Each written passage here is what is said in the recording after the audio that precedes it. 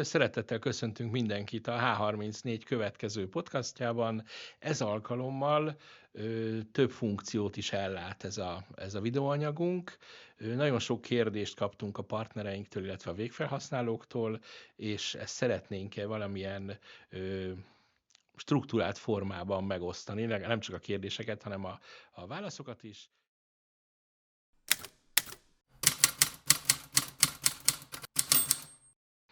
Segítségemre lesz ez alkalommal Cselényi László kollégám, aki nagy rutinnal rendelkezik a termékekkel kapcsolatban, és utána pedig Márton Mihály kollégám, aki a technikai kérdésekben segít mélyebbre menni. Én pedig a Horváth Richárd nevű versenyző vagyok, aki legutóbb is próbáltam néhány alapfogalmat tisztázni ugye az első podcastunk során.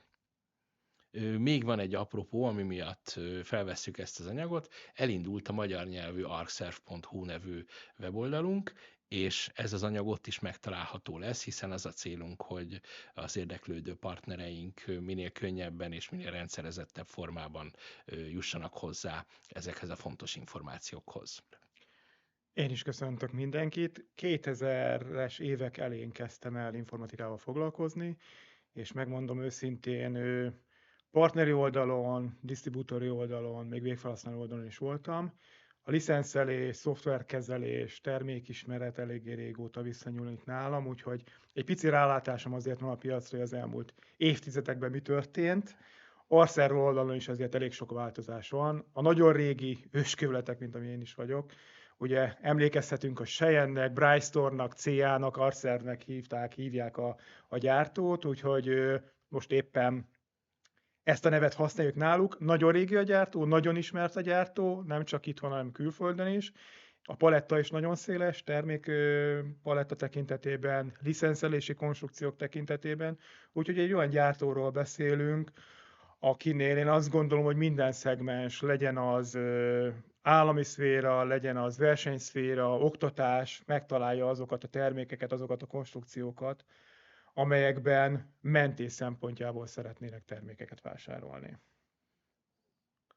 Ehhez annyit fűznék hozzá, hogy László személyében azt a szakértőt szeretnénk megszólaltatni, aki elsősorban licenszelési kérdésekre fog választ adni, utána pedig Márton Mihály kollégánk mélyebben belemegy a technikai részletekbe. Felmerülhet az a kérdés, hogy honnan szedtünk ennyi oldalnyi kérdést. Ugye nyilván az arcserv gyártó így, hogy 83 óta létezik, nekünk is a partner meetingjeink egy ideje már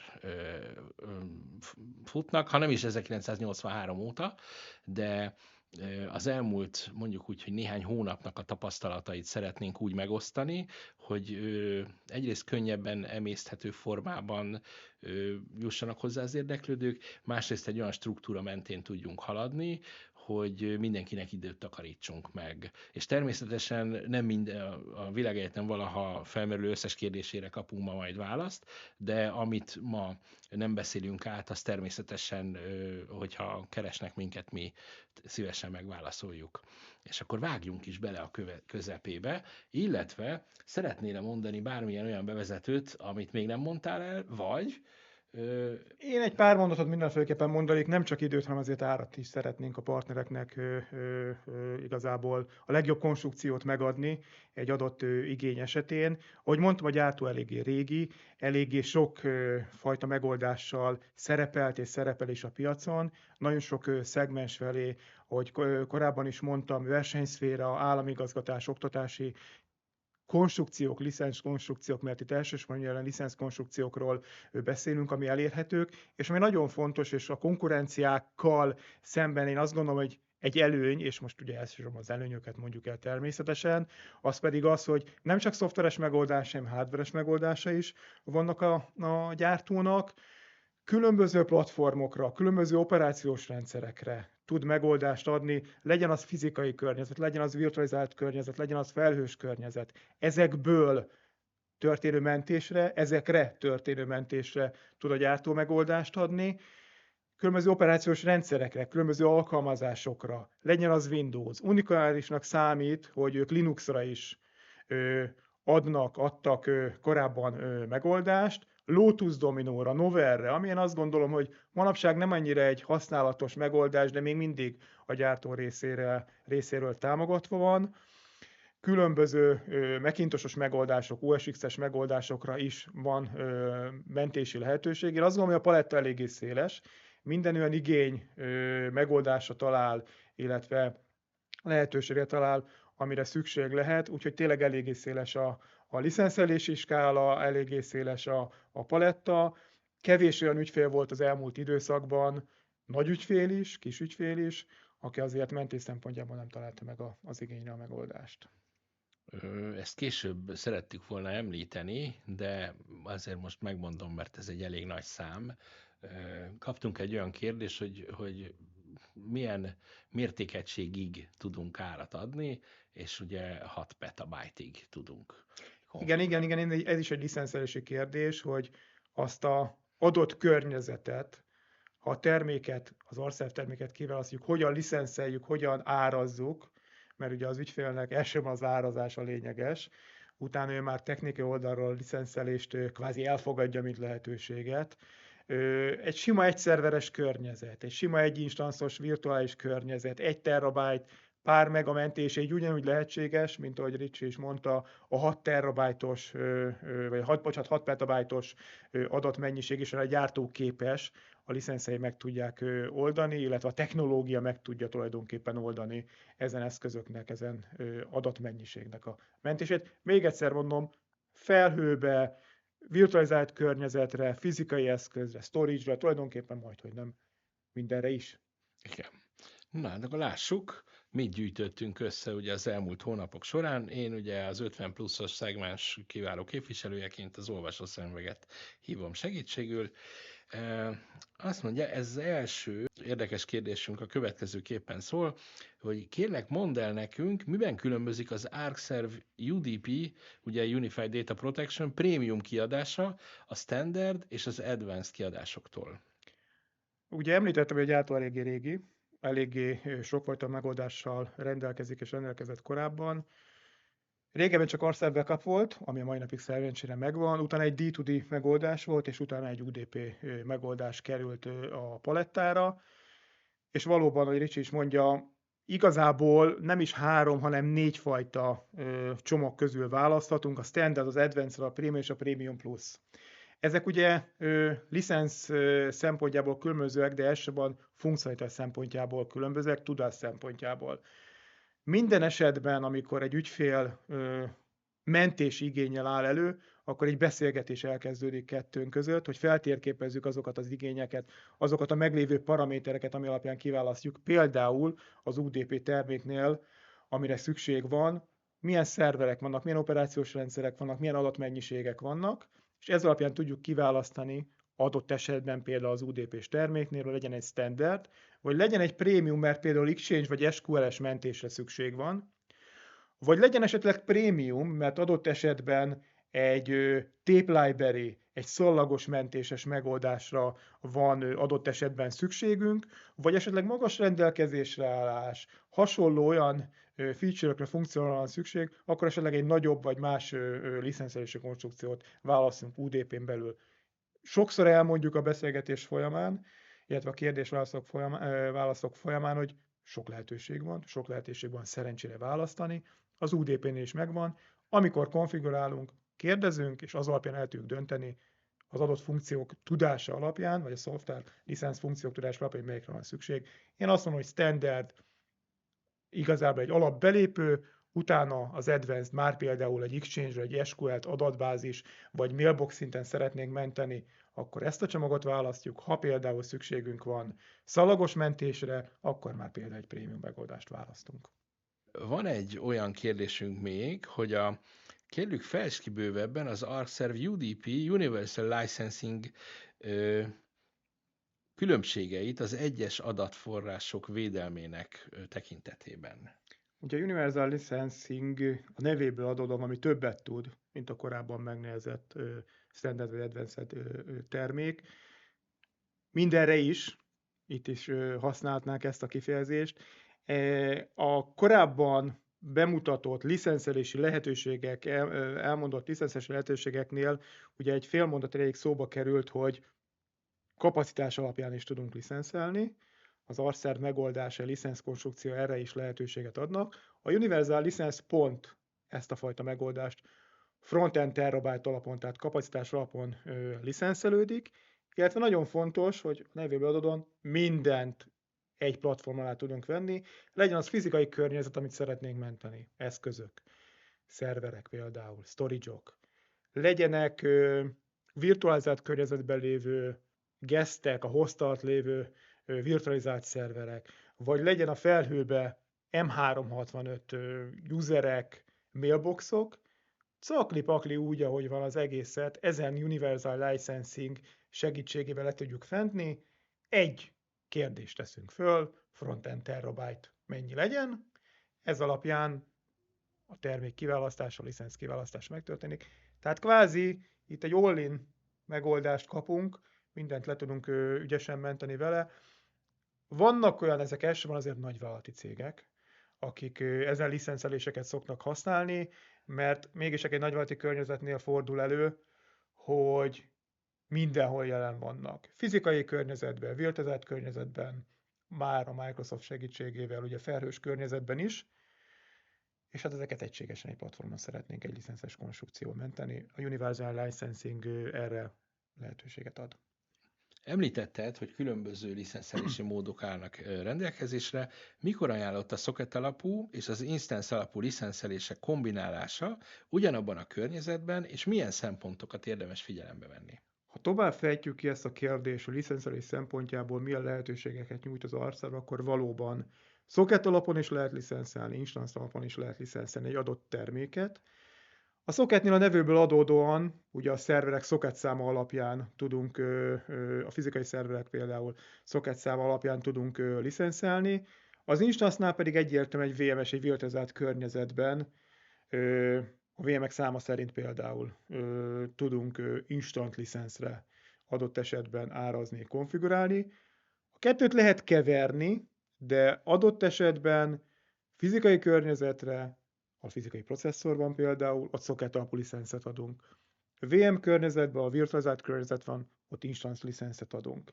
Igazából ez is egy licenszelési kérdés, nem technikai kérdés, mert ugyanúgy tudunk ugye a fizikai környezetből is a fájlt kimenteni, az adatot kimenteni a VM környezetből is, de az egy szabály, amit be kell tartanunk, hogyha ilyen termékeket választunk, hogy mikor választjuk ki a socketet és mikor az instance-ot. Hogyan kezeli az Arcserv UDP a Microsoft 365 adatvédelmét, és milyen licenszelési lehetőségek állnak rendelkezésre? Nagyon fontos megjegyezni, és ez nem csak az Arcservnél, minden gyártónál is előfordul, aki a 365-ös szolgáltatása, Microsoft szolgáltatása mentést ad, hogy azt kell tudnunk, hogy a Microsoft, amikor azt mondja, hogy az eszközök biztonságban vannak, akkor az meg van határozva egy bizonyos idő, ameddig az adatainkat a biztonságban tudhatjuk ott. Ez 90 nap. Ami azt jelenti, hogy foldereket, fájlokat, e-maileket kitörlünk a 365-ös előfizetésünk alatt, akkor ott tulajdonképpen 90 napig a Microsoft megőrzi, utána viszont sajnos hát nem tudjuk visszaállítani, visszakérni, visszamásolni az adatokat. Ezért van szükség, és ezért van relevanciája a mentési megoldásoknak, a mentési gyártóknak, hogy a felhőben lévő 365-ös adatainkat is tudjuk menteni. És valóban az Arcservnek van M365-ös megoldása.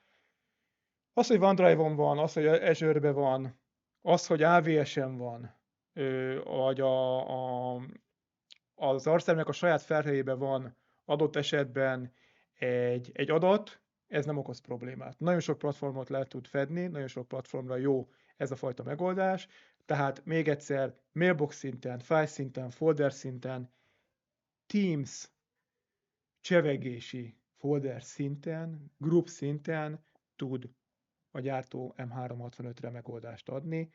A licenszelése adott esetben nem egy túl bonyolult, legyen az mailbox szintű vagy felhasználószám szintű.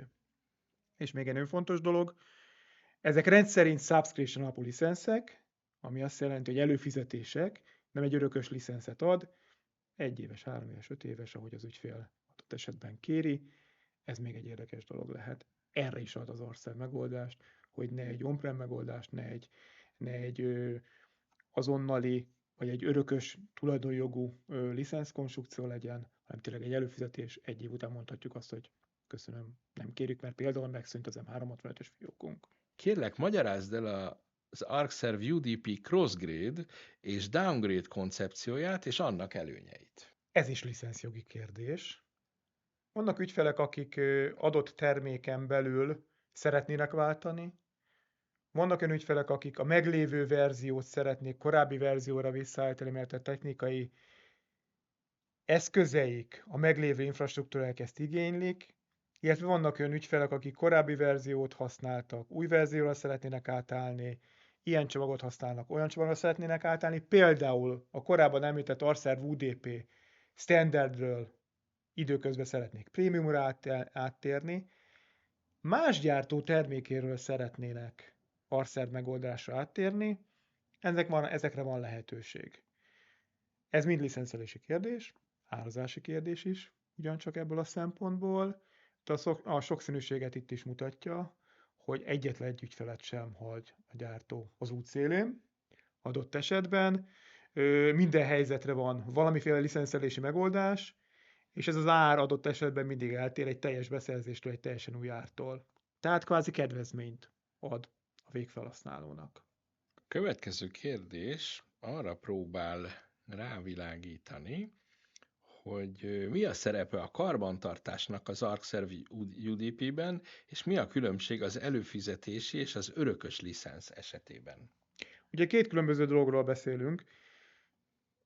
Műhelytitkot elárulva nekem nem csak mentési megoldásaim vannak a palettámon, hanem azért másfajta security megoldások is. És a gyártók bizonyos szoftvereket úgy szeretnek értékesíteni, hogyha mellé valamiféle supportot, szolgáltatás, maintenance-et vásárolunk. Ez egy végpontvédelmi megoldásnál ugye fontos, mert egyébként ez a maintenance akár 1 évre, 3 évre, 5 évre, tehát valami időintervallumra szól, és ha ez lejár, akkor a szolgáltatás megszűnik. Az ArcServe-nél is, és visszatérve egy mondat elég a végpontvédelemnél, ezért ez eléggé fontos, hogyha a szolgáltatás megszűnik, akkor a friss vírus adatbázis fájlok nem kerülnek a szerverre, innentől kezdve az új fenyegetések ellen már nem lesz védelmünk. A mentésnél is ez a fajta maintenance, ez a fajta support szolgáltatás megvan.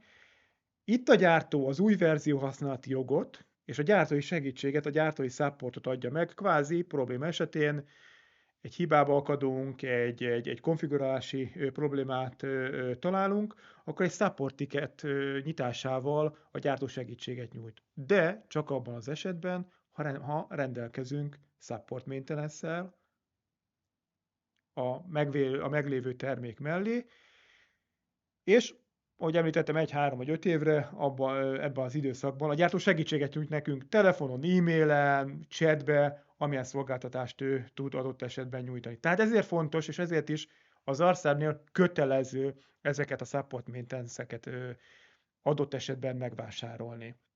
És ugye szóba került az is, hogy előfizetés alapú, vagy egyszerű. Hát igazából itt a pénztárca is, meg a projekt is megkívánja, hogy döntsük, hogy melyikre van szükség. Ugyan az ArcServe-nél nincsen, de vannak olyan gyártók, akik a subscription alapú licenszelési modellt például havi modellre is árulják, megmutatják. Havonta tudjuk váltani például ott esetben a szervereknek a számát. Itt ugye éves modell van, évente tudunk változtatni licenszszámon, darabszámon, mentendő környezeten, de miután előfizetés, mint mondjuk egy leasing például, 1 év után, vagy az adott maintenance subscription lejárata után a tulajdoni jogot elveszítjük, a használati jogot elveszítjük, innentől kezdve a végfelhasználó mentés nélkül marad. Mint ahogy a support maintenance nem megvásárlása, nem frissítése után itt is eltűnik ez a fajta segítség, termékhasználati jog, a subscriptionnek ez a hátránya.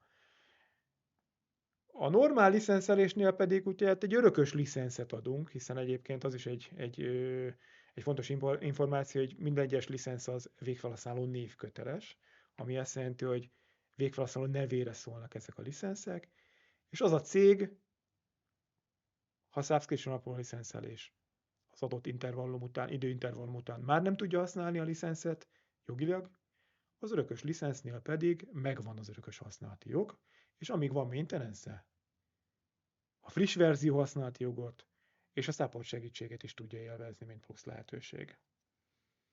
Köszönöm, ez egy nagyon jól összeszedett válasz egy egyébként gyakori kérdésre, tehát ezt több helyen is megkaptuk, vagy több alkalommal is. Igen, az azért is érdekes, mert ahogy mondtam, ugye, hogy security megoldásokkal is foglalkoztunk, nagyon sok ügyfél azt mondja, hogy de hát mentésnél minek van szükség supportra.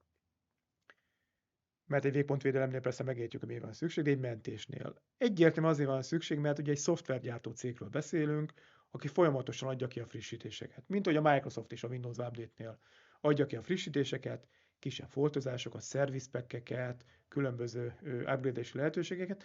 Egy R-Service, egy mentőszoftvergyártó is ezeket a frissítéseket kiadja az aktuális vagy esetleg korábbi verziókhoz, és lehet, hogy egy olyan javítás, egy olyan patch kerül kiadásra, ami a saját rendszerünkhez elengedhetetlen, és ha nem rendelkezünk előfizetéssel, nem rendelkezünk maintenance-szel, akkor elmaradunk, elszalasztjuk ezt a frissítési lehetőséget, és ezáltal az a mentési megoldás, az a mentési rendszer nem fog 100%-osan működni biztonságosan. Az adataink nehogy Isten veszélybe kerülhetnek.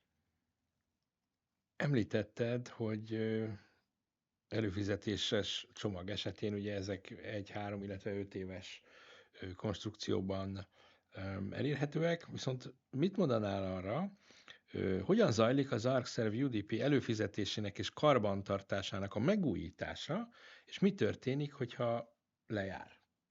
Ugye mi egy pár gondolat elég, ugye érintettük az előző kérdés-válasz esetén is, ugye a megújításnak a szükségszerűségét.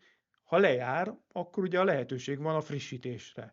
Itt a gyártó nem ugyanazt a konstrukciót, ugyanazt az árazást kéri a végfelhasználótól, mint amikor először megvette a terméket, hanem licenszkonstrukció szempontjából egy megújítási licenszre van szüksége, ez töredékára a mindenkori, illetve a korábban vásárolt teljes termék megvásárlásának az árához képest.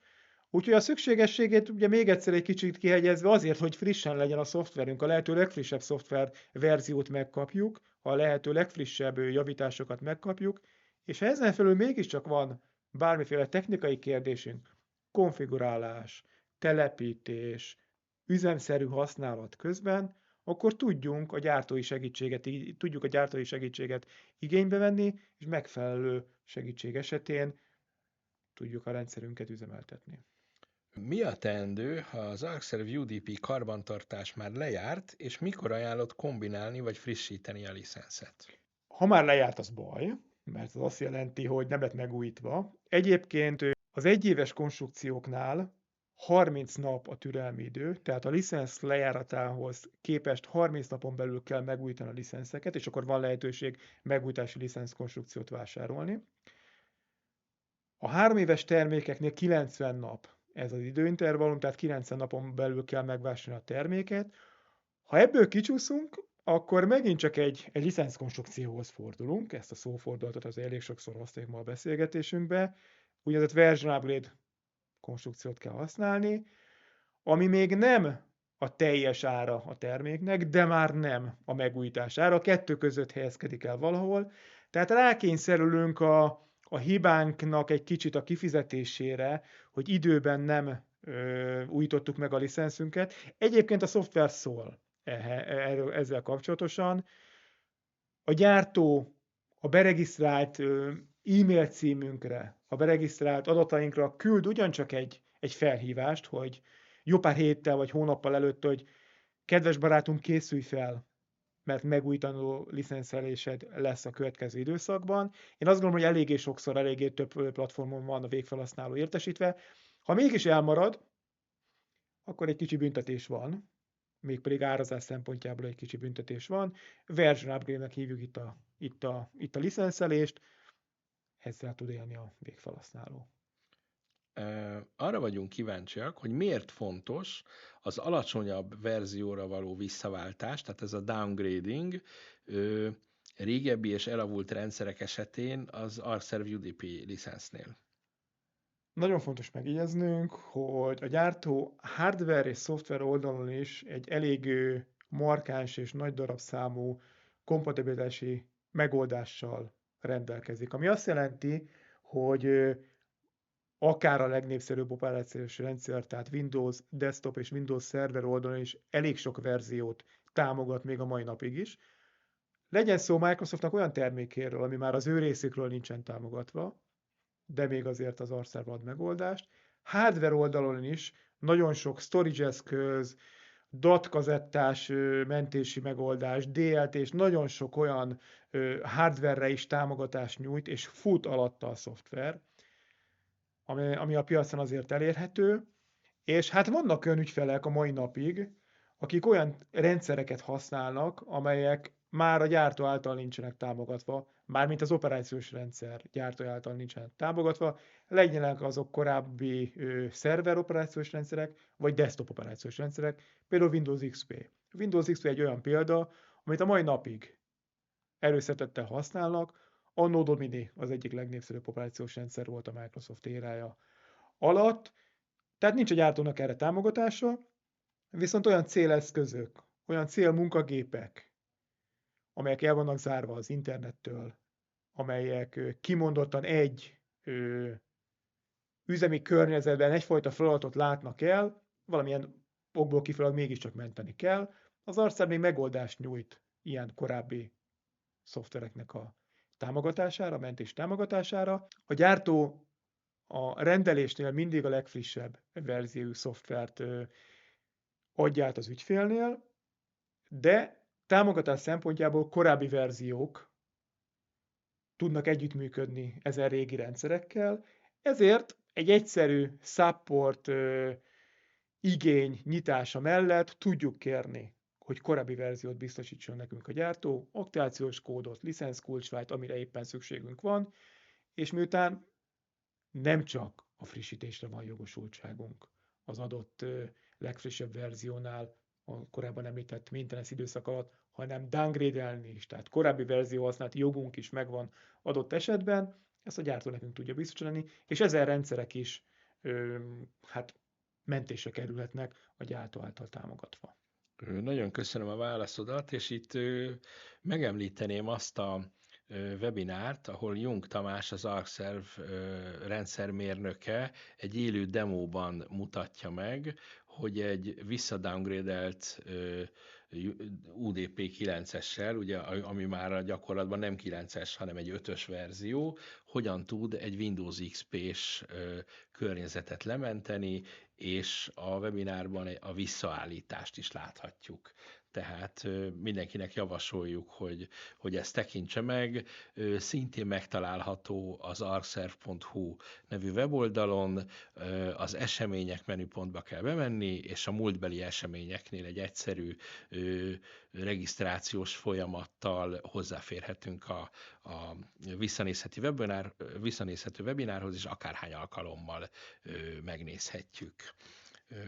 Ezzel a kérdéssel tulajdonképpen a licenszelési kérdéskör végére értünk, legalábbis amit a mai anyagunkba terveztük. Én szeretném megköszönni ezeket a részletes válaszokat, és természetesen várjuk az érdeklődő kérdéseit, hogy még mi az, amit bontsunk ki részletesebben. Most pedig hívjuk a színpadra Márton Mihály kollégámat, ahol egy kicsit vájkálunk a sebben a technikai kérdések nevű halmazban.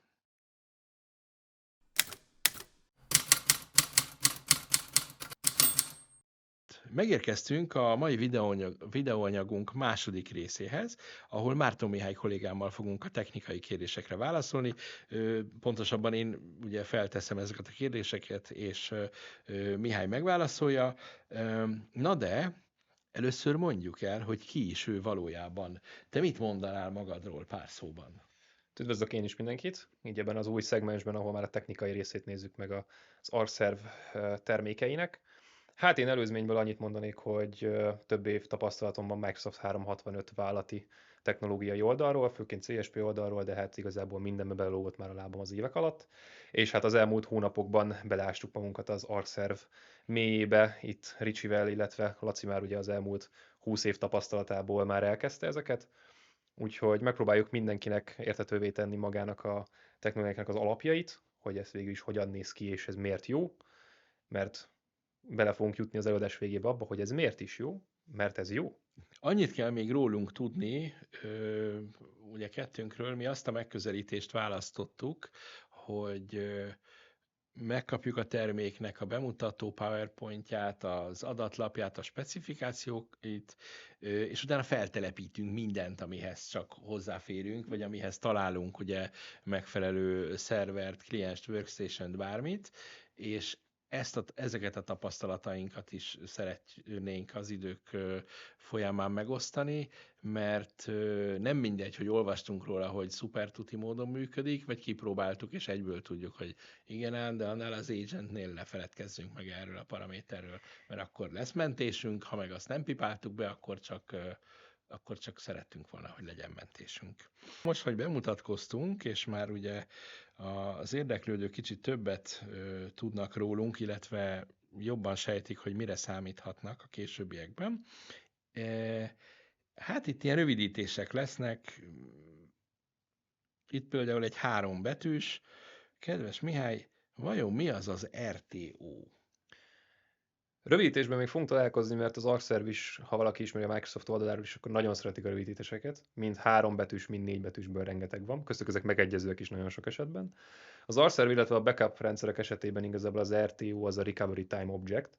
Ez gyakorlatilag az eltelt idő, a visszaállás megkezdése, illetve az esetleges probléma ütközések között, legyen ez egy ransomware által, vagy bármi által okozott probléma, a kettők között eltelt időt tesszük ebbe a skatujába.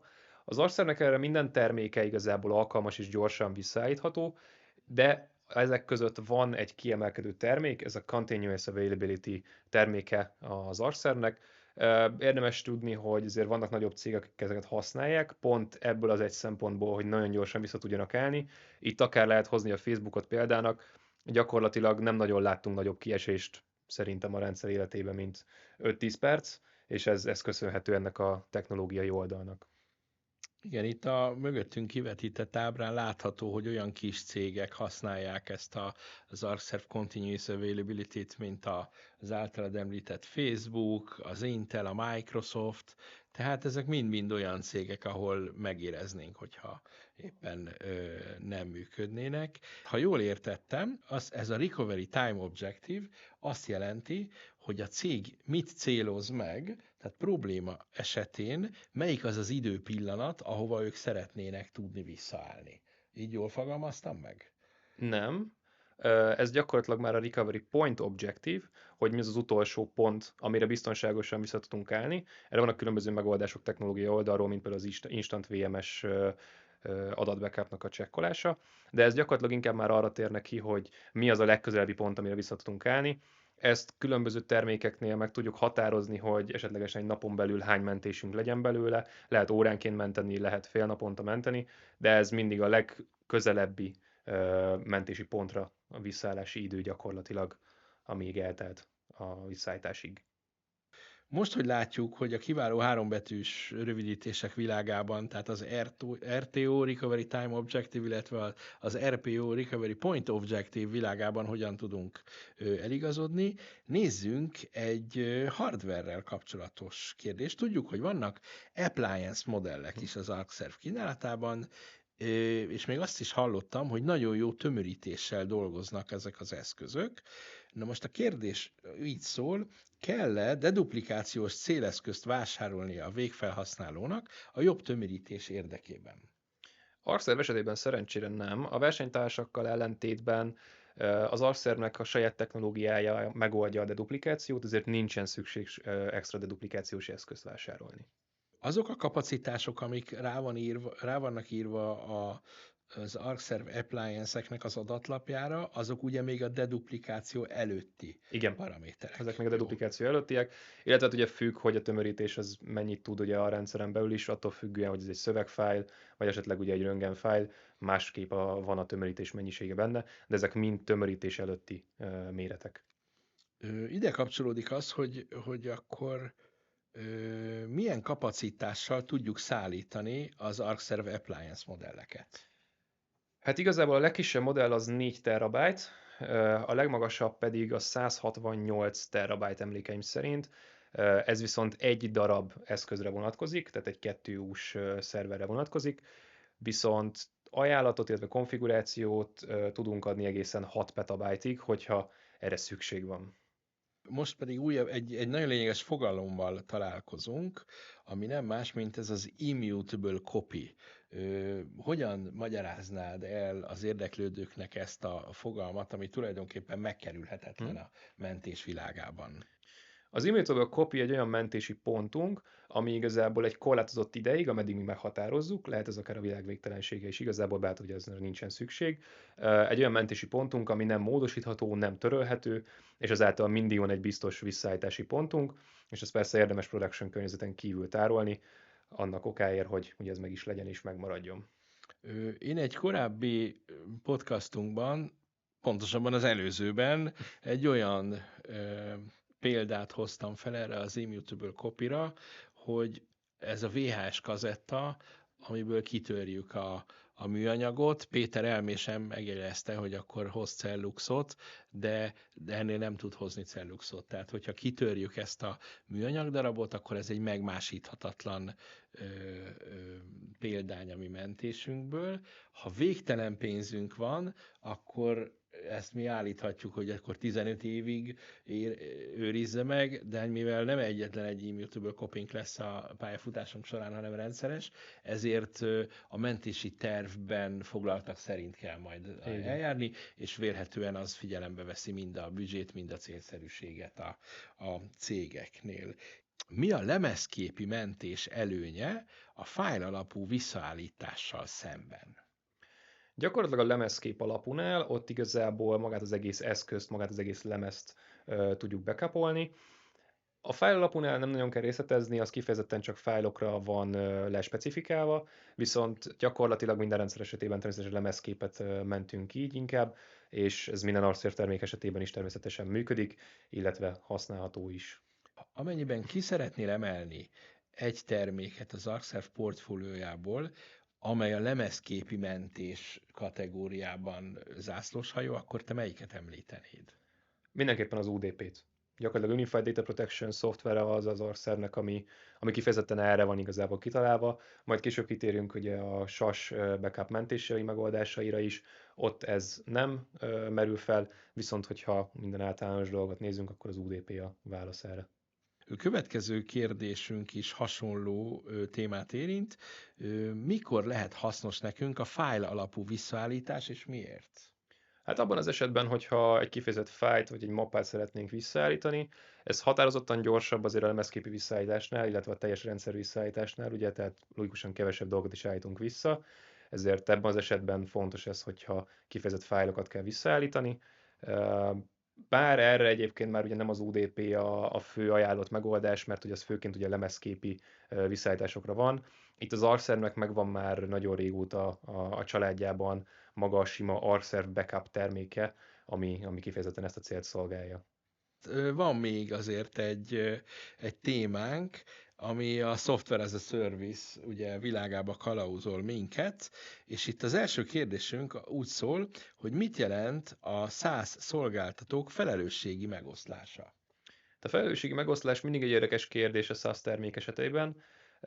Gyakorlatilag ezt igazából most nem skatujázhatnánk le egy darab gyártóra, mert hozhatunk itt például Microsoftot, Salesforce, Google Workspace-t, bármit igazából. Mindenkinek igazából az a látáspontja erről az egészről, amit az ábrán is látszik, hogy amit mi látunk a jéghegy tetején, az gyakorlatilag amit a gyártó ad nekünk, ezek közé sorolandóan az infrastruktúra, a patchelés, az update-ek, amire nekünk nincs rálátásunk feltétlenül, illetve nincs is szükségünk, hogy rálátásunk legyen, mert csak szolgáltatást veszünk. Viszont minden, ami alatta van, az gyakorlatilag a mi felelősségünk, mind az adatkezelés, adatmentéseknek az állítása, és gyakorlatilag minden más, ami ezen belül itt látható. Így igazából azért mondanám a felelősségmegosztást arra részről, hogy van, amiért mi felelünk a SAS megoldásában, amit nekünk meg kell tenni valamilyen alternatív megoldásokkal, mint mondjuk egy ArcServe backup-val. Következő kérdésünk arra kíváncsi, hogy hogyan segíthet az ArcServe SaaS Backup a SaaS alkalmazásokban tárolt adatok védelmében?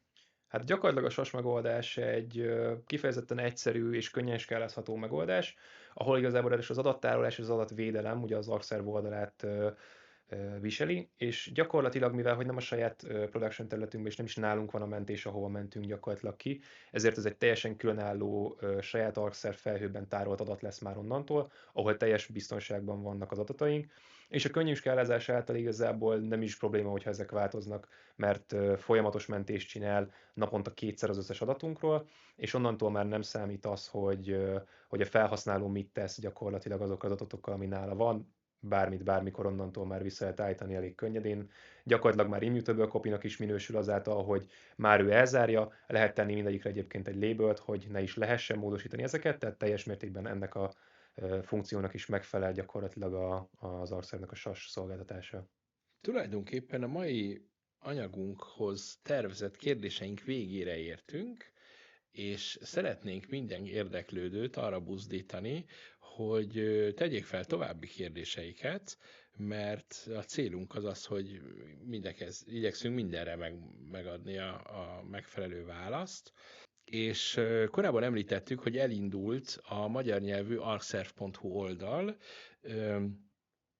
ott folyamatosan bővítjük a visszanézhető webinárokat, a gyakran feltett kérdéseket és válaszokat, ez a videóanyag is ott található, és szeretnénk mindenkit arra kérni, hogy a további kérdéseit is tegye fel nekünk, ott vannak elérhetőségeink, hívjanak minket, küldjenek e-mailt, és minden egyéb módon keressék a mi szakértelmünket. Mi akkor vagyunk elégedettek, hogyha kellő mennyiségű provokatív kérdést kapunk, mert mindannyian abból tudunk még többet tanulni, és még hatékonyabbá tudunk válni. Még egy olyan házi feladattal készültem a mai napra, amit az érdeklődőknek szeretnék felajánlani. Összeállítottunk Márton Mihály és Cserényi László kollégámmal egy olyan anyagot, amit körülbelül 60 vagy 90 percben el tudunk mondani, ami 3 különböző mentési gyártónak a megoldásait foglalja össze, hát 60-90 percben, attól függően, hogy mennyire sales, illetve mennyire mérnöki fókuszú anyagot szeretnénk hallani, és ezt nagyon szívesen elmondjuk ilyen személyre szabottan az érdeklődőknek. Ehhez nem kell más tenni, mint a nem létező feliratkozás gombot megnyomni, nem, valójában csak keresni kell velünk a kapcsolatot, és akkor mélyebben bele tudunk menni ezekbe a témákba. Köszönjük, hogy velünk tartottatok, és végig mehettünk együtt ezeken a számunkra, és remélhetőleg számotokra is izgalmas témákon. Maradjunk kapcsolatban, és ássunk még mélyebbre ezekben a témákban. Hamarosan újra találkozunk. Sziasztok!